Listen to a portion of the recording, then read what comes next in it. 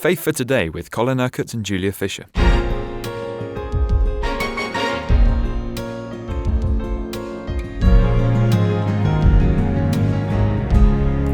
We're telling the story of Kingdom Faith, Colin, because you've had this ministry in your heart now since you were first ordained 45 years ago. And as we started the story yesterday, this all began for you when you were a vicar in Luton. And there you experienced this renewal, this revival in the church, which went on for many, many months. And you felt prompted by God that he wanted you to travel the world and share this renewal with other places too. And you said how you first went to Australia and New Zealand, and what a tough time it was just being on the road for weeks at a time. Yes, I explained it was much more than renewal, really. And for 5.5 years, we had this continual revival taking place. And at that time, the world was on our doorstep, really, just seeing what God was doing, people coming to really get fresh vision for their churches. Many leaders were coming, getting filled with the Spirit and encountering God.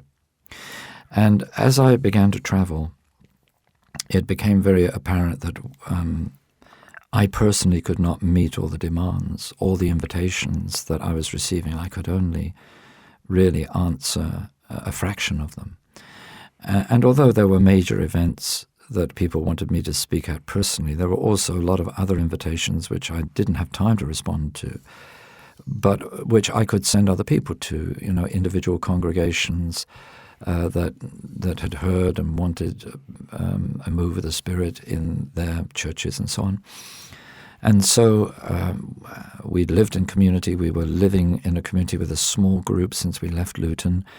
So we began looking for a large place where we could have a much more extensive community of people that were all committed to being involved in ministry to bring revival to God's church. Just to backpedal slightly, when you were going around the world sharing the experience that you had had in Luton, what were you imparting to them? Because as you said yesterday, in Florida currently we have a large revival going on. People are flocking there.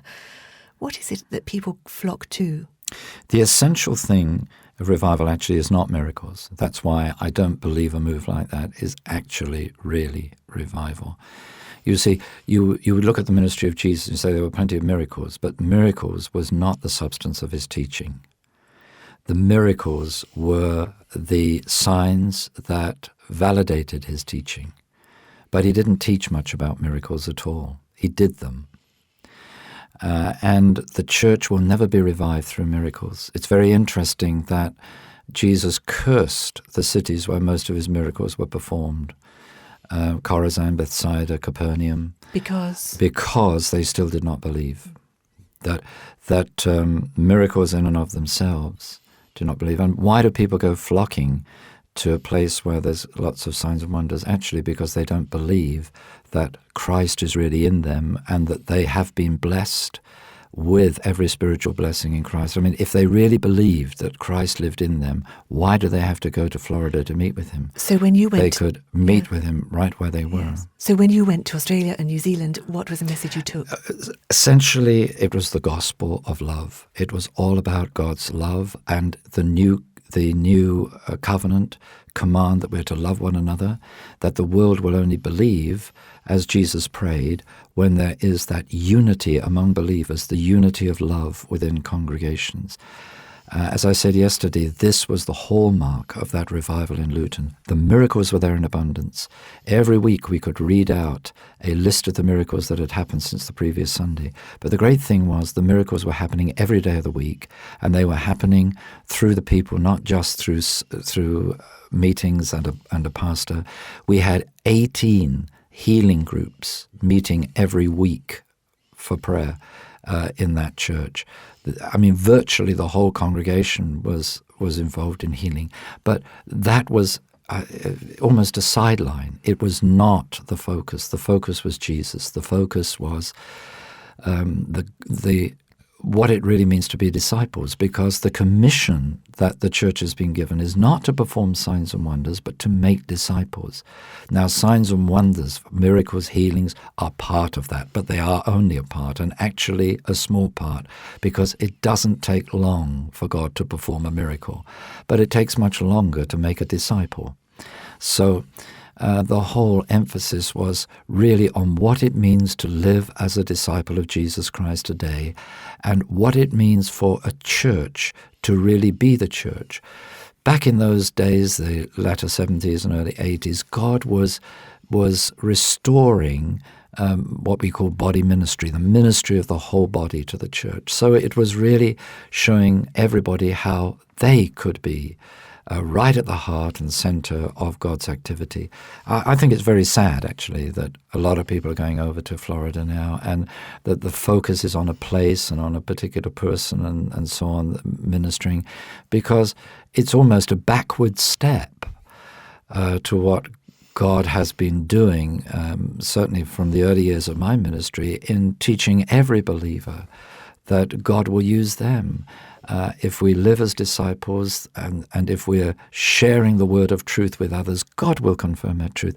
And I mean, in our church we have signs and wonders happening all the time. Wonderful miracles are happening. The children are healing their friends at school. And I mean, why? Why is there all this focus? It just says to me, well, things must be pretty bad in a church for a pastor to want to go and see what's happening somewhere else.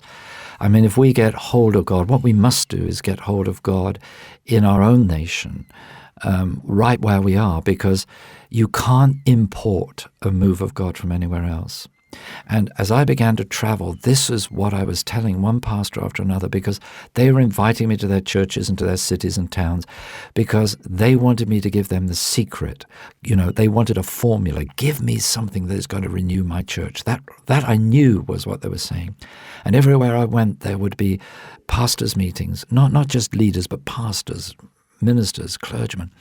There would be 100, 120, 200, 300 at a single meeting. People were so interested and so concerned. But what I saw, you see, is they wanted a nice, neat formula. And people were saying to me, why was the revival happening in your church? Why was all that taking place in Luton? And I say, I don't really know. But what I do know is that I'd had 3 hours prayer before lunch every day. And I just saw people switch off. So no, I didn't come to hear that. I don't want to hear that.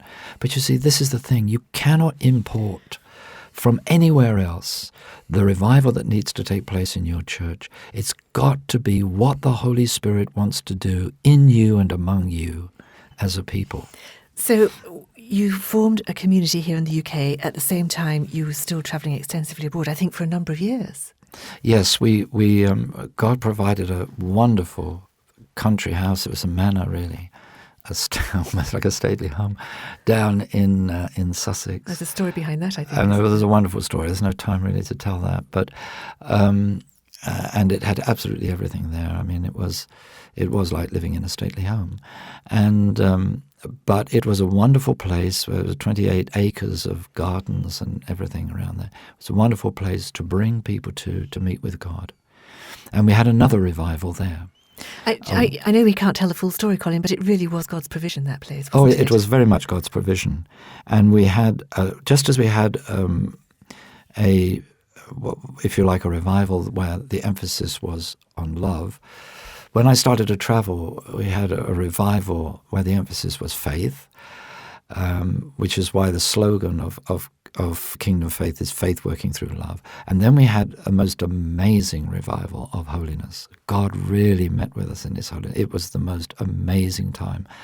Of all the things that I have experienced in God, there was nothing can compare with that time. Can we just talk a little bit more slowly about that? So there we were, you found yourself in Sussex, in this beautiful place. You say it started with a community of love that moved into faith and then holiness. What was the process? Well, you see, you've got to keep seeking God for more and more and more. And this was the emphasis. This is why I say you can't import what God is going to do if you want revival. It's got to come out of the way in which you meet with God exactly where you are, so that God can do the thing that is appropriate for your context, not what is appropriate for another context. Did it feel like a journey? You're always moving forward. You're always moving forward. God is always doing more. I mean, even now, I've been ordained 45 years, but I'm expecting the years ahead to be even better than the years that are past. I'm constantly reaching out to God for more of God now. But yes, I was doing a lot of evangelistic missions crusades in various parts of the country as well as overseas in that time. And God made it clear that he wanted us to take revival into all of these situations. And we had a time of meeting with God. It's too long a story to go into the details. But Jesus just turned up in his holiness one weekend. We were, from that time, for 3 years, we never needed to lay hands on anyone. And at the meetings, I would preach the gospel, and at the end, people would run forward. You wouldn't even need to have an altar call, an invitation. People would run forward. They'd get saved, filled with the Spirit, healed, delivered, without anybody ministering to them. You were just watching God at work. It was just awesome. I was on my face, really, in the holy presence of God, literally on my face, on the platform, and I would just look up every now and again to see what God was doing. They were just awesome, awesome, awesome times. And sometimes we saw hundreds, even thousands of people being saved during each of those campaigns. It was as if God had taken things out of our hands. And this, I believe, is genuine revival. When you read the books about revival, people weren't ministering to one another. It was God sovereignly moving upon people and moving into the lives of people. And that's what I believe we need now in the church in this country.